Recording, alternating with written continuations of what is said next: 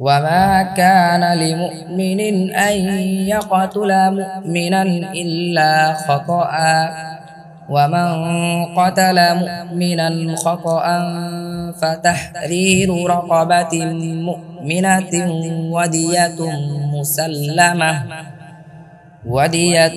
مسلمة إلى أهله إلا أن يصدقوا فإن كان من قوم عدو لكم وهو مؤمن فتحرير رقبة مؤمنة وإن كان من قوم بينكم وبينهم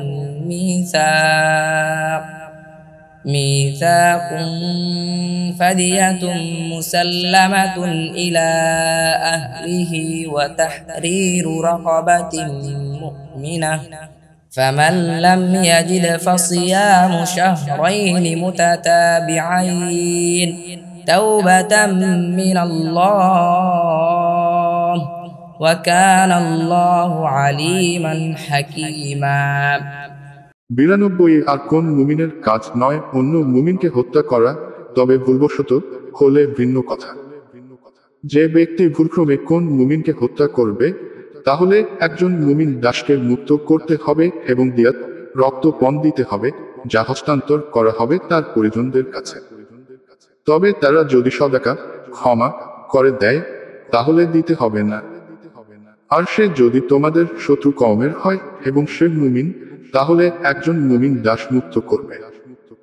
আর যদি এমন কওমের হয় যাদের মধ্যে ও তোমাদের মধ্যে সন্ধি চুক্তি রয়েছে তাহলে দিয়াত দিতে হবে, যা হস্তান্তর করা হবে তার পরিবারের কাছে এবং একজন মুমিন দাস মুক্ত করতে হবে। তবে যদি না পায় তাহলে একাধারে 2 মাস সিয়াম পালন করবে। এটি আল্লাহর পক্ষ থেকে ক্ষমাস্বরূপ, আর আল্লাহ সর্বজ্ঞ প্রজ্ঞাময়।